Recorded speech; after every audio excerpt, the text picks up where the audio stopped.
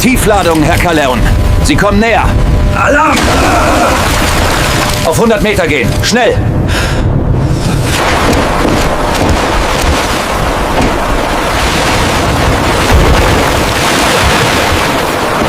Decoded message, sir. U-123 is here. Right, move the pin. All stations, Vector Group C to intercept.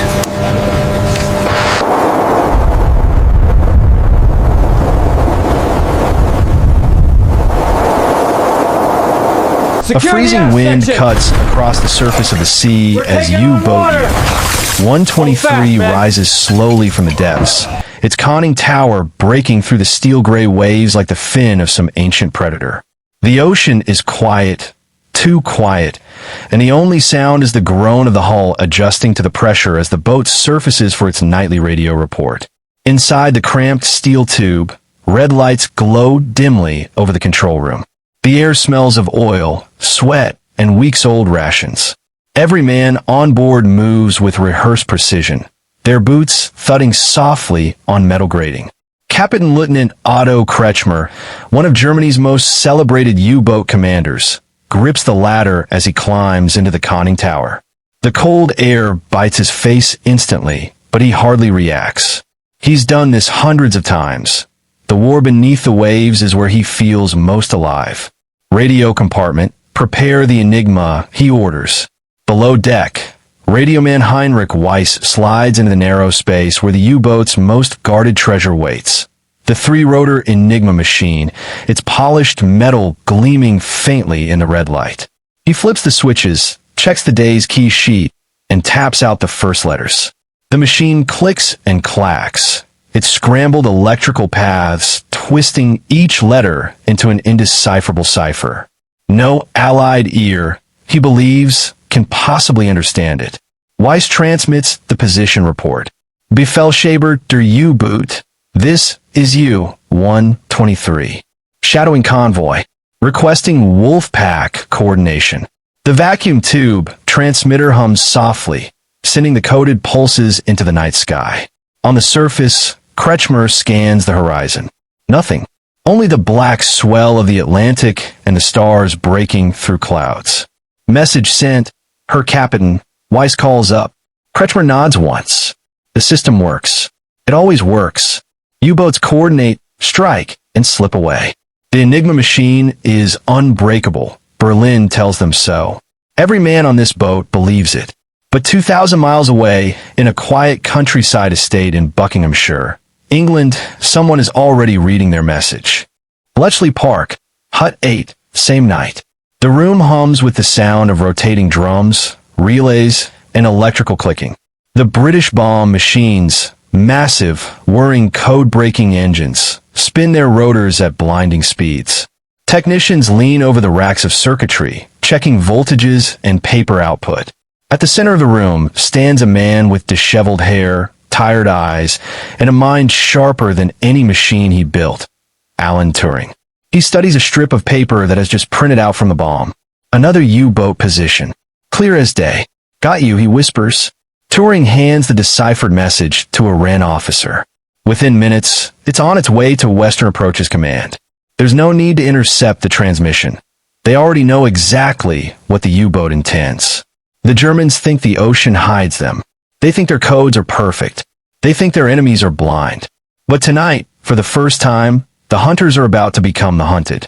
And U-123 has no idea that the Allied destroyers have already changed course straight toward her. The wind sharpens as U-123 settles back onto a northerly course, her diesel engines rumbling beneath the deck plates. Captain Lieutenant Kretschmer leans into the conning tower's steel rim, scanning the darkness again. Something gnaws at him, an instinct honed through years in the Atlantic. A tension in the air, a silence that feels staged. He doesn't like it. Below, the crew moves through the tight passageways with mechanical routine. Men pass shoulder to shoulder, the stale air pressing against them. Charts lie open on the navigation table. A faint vibration runs through the hull, the heartbeat of the U-boat. Radioman Weiss logs the transmission and flips open a small notebook. Reply expected within the hour. Her captain. Kretschmer nods, but his eyes stay fixed on the wavering horizon. He's hunted convoys across thousands of miles, but there's something different tonight. Something he can't name. Meanwhile, Wester approaches Command, Liverpool. An officer strides into the intelligence room, a decoded message in his hand. Fresh U-boat position from Bletchley, he reports. U-123 surfaced at 23:10 hours, requesting wolfpack support. A cluster of RAF and Royal Navy officers gather around the plotting table as wax pencils mark the latest sighting on the massive Atlantic map. Red strings represent convoys. Blue strings trace escort routes. Black pins mark recent submarine sinkings. But now a yellow pin, U-123, appears right where the decrypted message said it would. Commander James Mellor studies the map, eyes narrowing. She's exposing her exact location every time she radios in. She doesn't know we're reading her like a book. He turns to his staff. Divert HMS Hesperus and the Canadian destroyer Restigouche. Full speed. They'll box her in. Aye, sir. Orders go out instantly. 2 Allied destroyers, both equipped with the latest radar and newly improved HF/DF radio direction finding gear, pivot toward U-123's secret location. The trap is already tightening. Back aboard U-123, 45 minutes later. Still no reply from headquarters.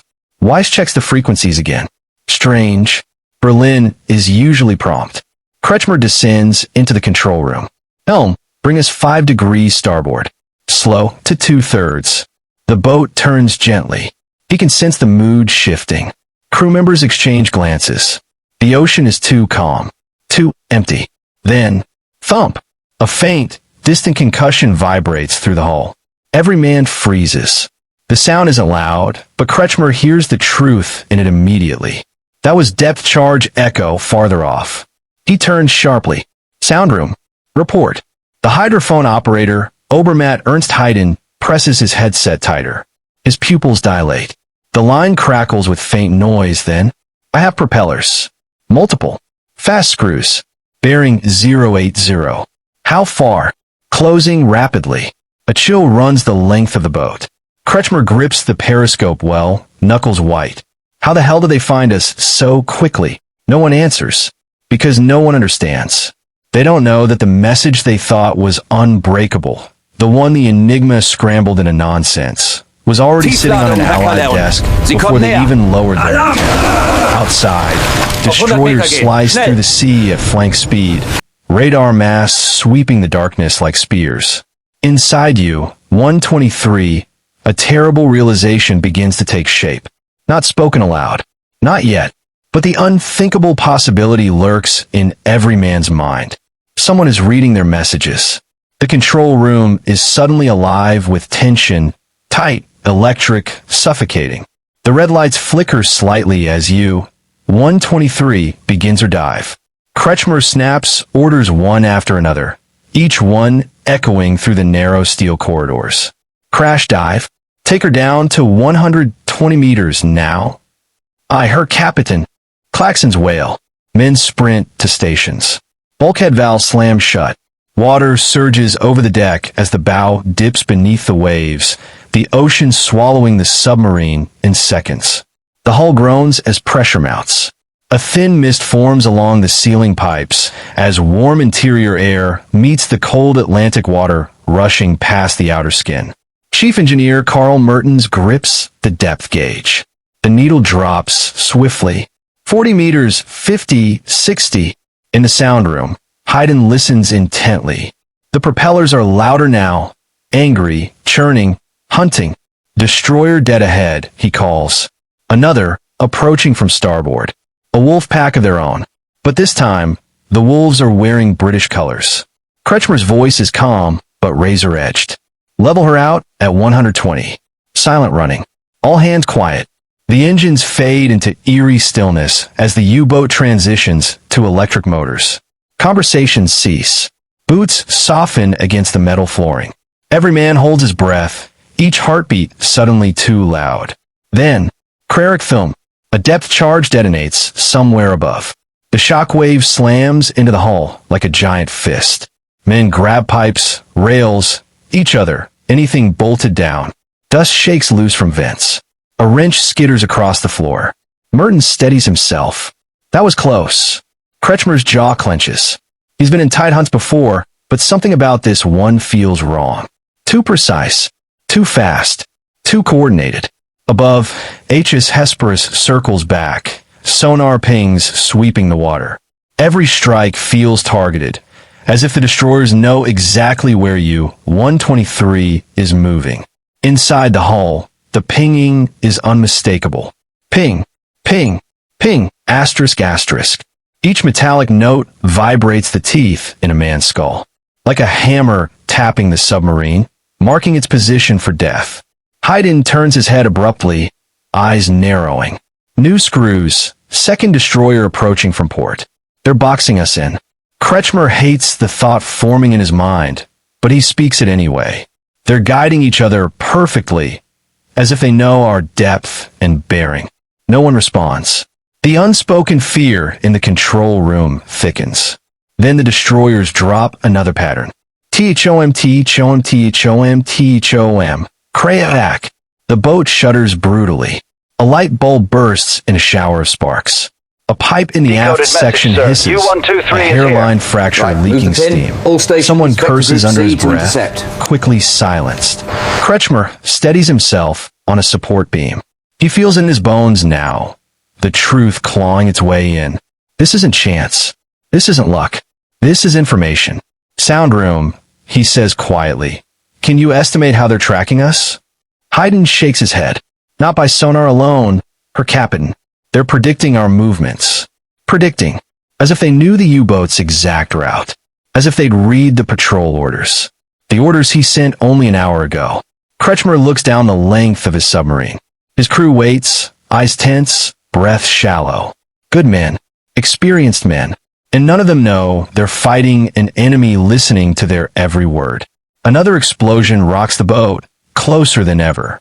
This one knocks a man clean off his feet. They're running out of time. And the truth is becoming harder to deny. Somehow, somewhere, the Allies are inside their encrypted radio traffic. The hull creaks like an old ship's timber as U-123 slips deeper, her ballast tanks groaning under the strain. The needle on the depth gauge trembles at 140 meters, dangerously close to the limits of what the pressure hull can endure. The steel around them flexes with unsettling pops, as if the ocean is testing for weak spots. Kretschmer wipes condensation from the periscope housing. Mertens, can she take any more? The chief engineer doesn't look up from the trembling gauge. For a while. But if they corner us this deep, one lucky charge could crack us like an egg. The men nearby swallow hard. From the sound room comes Haydn's strained whisper. Pings increasing. 2 destroyers closing. They know exactly where we're drifting. The control room falls silent.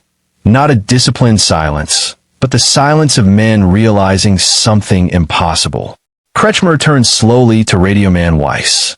He has to ask the question no one wants to hear. Weiss, you're certain the Enigma settings were correct for today? Weiss stiffens. Yes, her captain. Triple-checked. Rotors 2, 4V. Ringstellung is ordered. Plug board exact. Kretschmer stares into the man's eyes, searching for doubt, for hesitation. There is none. He nods grimly and looks away. Then another barrage hits. Kraak Womtum. The submarine jolts violently. A wrenching metallic squeal rips through the aft compartment as a pressure valve bursts, spraying scalding steam. Men shout warnings. Boots slam on deck plates. A petty officer rushes to the control room, face flushed with urgency. Damage in compartment 6. Minor flooding, but contained. Kretschmer grips the overhead piping, knuckles pale. The pattern is unmistakable now. The destroyers are adjusting angles and distances with uncanny precision, as if they see the submarine moving in real time. Haydn rips off his headphones, face drained of color. They're coordinating on shortwave, sharing bearings. This isn't random hunting. This is calculated. A terrible, creeping suspicion worms through the men. One sailor whispers it under his breath, thinking no one will hear. Asterisk, asterisk, someone's broken our codes. Asterisk, asterisk. Kretschmer spins sharply. What did you say? The man freezes, realizing the captain actually heard him. I'm sorry, Herr Captain, I just meant. But Kretschmer cuts him off. No, you said what we're all thinking. He steps into the center of the cramped control room, surrounded by dripping pipes and trembling gauges. Listen to me, he says low and steady.